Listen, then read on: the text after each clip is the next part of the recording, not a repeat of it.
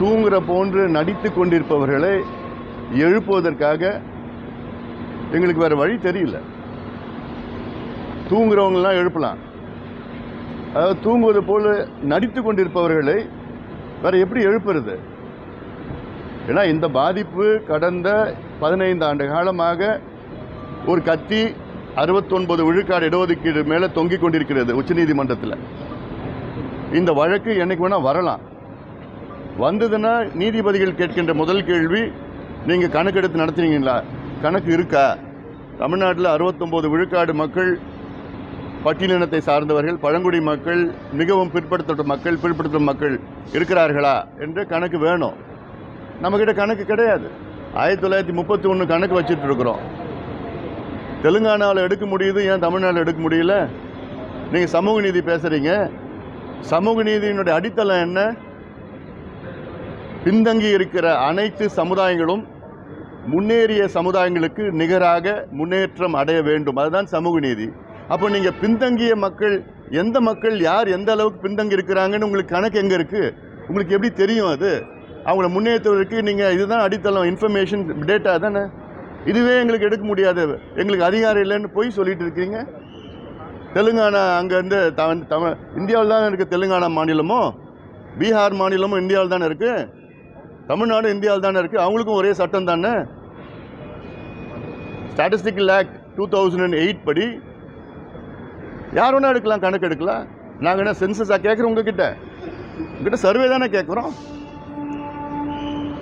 Survey எடுத்து எந்த சமுதாயம், எந்த மக்கள் எந்த நிலையில் இருக்கிறாங்க. இப்போ மலைக்குறவர்கள் இருக்கிறாங்க.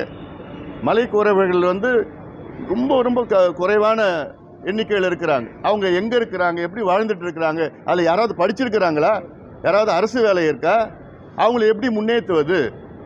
இடஒதுக்கீடு மட்டும் கிடையாது, சமூக நலத்திட்டங்கள். பீகாரில் ஒரு கணக்கெடுப்பு நடத்தினாங்க. அதில் 6000 ரூபாய்க்கு குறைவான வருமானம் பெற்ற கிட்டத்தட்ட ஒரு 2.25 லட்சம் குடும்பங்கள் கண்டுபிடிச்சிருக்கிறாங்க. அந்த 2.25 லட்சம் குடும்பங்களுக்கு அது நலத்திட்டங்கள் கொடுத்துருக்குறாங்க. காசு கொடுத்து அவங்களுக்கு தொழிலை ஊக்குவித்து படிக்க வச்சிருக்கிறாங்க. அதுதான் ஃபோக்கஸ்டு சோஷியல் இஷ்யூஸ் தானே.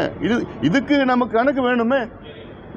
எத்தனை பறவைகள் வருது, வலசை பறவைகள் ரஷ்யாவிலேருந்து எத்தனை வருது, சைனாவிலேருந்து வருது, ஆஸ்திரேலியாவிலேருந்து வருது, எத்தனை கால்நடைகள் தெருவில் சுற்றிக்கிட்டு இருக்குது, எத்தனை தெருநாய்கள் சுற்றிக்கிட்டு இருக்குது, இதெல்லாம் கணக்கு வச்சுருக்கிறோம் நம்ம. ஆனால் இங்கே இருக்கிற நிலையில் எத்தனை மக்கள், எத்தனை சமுதாயங்கள் பின்தங்கி இருக்குது, அவங்கள முன்னேறி இருக்கிறாங்களா? இவ்வளோ காலமாக இடஒதுக்கீடு பெற்ற சமுதாயங்கள் அவங்க என்ன நிலையில் இருக்கிறாங்கன்னு அதை தெரிஞ்சுக்கிறது கூட முதலமைச்சருக்கு மனசு இல்லை. பின்ன சமூக நீதி பற்றி பேச முதலமைச்சருக்கு தகுதி கிடையாது. அப்போ வார்த்தைக்கு வார்த்தை நாங்கள் தந்தை பெரியாருடைய வாரிசு, சமூக நீதி எங்கள் உயிர் மூச்சுன்னு பேசினா, வசனம் பேசினா போதாது. கணக்கெடுப்பு நடத்துங்க. தெலுங்கானாவில் நடத்தியிருக்காங்க, எடுத்து யார் யார் எந்த நிலையில் இருக்கிறாங்க. எங்களுடைய கோரிக்கை என்னன்னா 100 விழுக்காடு இடஒதுக்கீடு கொடுத்துட்டு போங்க. ஒரு பக்கம் மக்கள் தொகை எடுங்க, இன்னொரு பக்கம் சமூக பின்தங்கிய நிலை எடுங்க. எல்லாத்துக்கும் கொடுங்க. பிராமணருக்கு கொடுங்க, ரெட்டியாருக்கு கொடுங்க, நாயுடுவுக்கு கொடுங்க, எல்லாத்துக்கும் கொடுத்துட்டு போங்க. பட்டியலினத்தை சார்ந்தவர்களுக்கு இன்னைக்கு தமிழ்நாட்டில் 18 விழுக்காடு இடஒதுக்கீடு. ஆனால் அங்கே அவங்க மக்கள் தொகை 22 விழுக்காடு. அவங்க உயர்த்திட்டு போங்க. இதுதான் எங்களுடைய கோரிக்கை. இதை செய்ய முடியாது. அதாவது சட்டமன்றத்தில் பொய் சொல்கிற முதலமைச்சர் எங்கேயா பார்த்துருக்கீங்களா? சொல்கிறார் முதலமைச்சர் சட்டமன்றத்தில் பீகாரில் கணக்கெடுப்பு நடத்துறது பீகார் உயர்நீதிமன்றம் தடை செஞ்சுருக்கிறாங்க. இது எவ்வளோ தவறான ஒரு செய்தி, தவறான கருத்து, இது பொய்யான கருத்து. பீகார் உயர்நீதிமன்றம் பீகார் மாநிலத்தில் ஜாதிவாரி கணக்கெடுப்பு நடத்தியதை தடை செய்யலை. நடத்தி அதில் இடஒதுக்கீட்டை உயர்த்தியது, அதை தற்காலிகமாக தடை பண்ணியிருக்கிறாங்க. அவ்வளோதான். கணக்கெடுப்பை தடை பண்ணல. ஆனால் முதலமைச்சர் கணக்கெடுப்பை தடை பண்ணிட்டாங்கன்னு சட்டமன்றத்தில் பேசுகிறார்.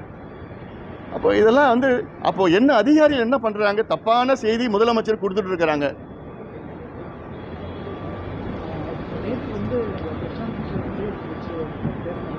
இந்த கேள்வி நீங்கள் அவர்கிட்ட தான் போய் கேட்கணும்.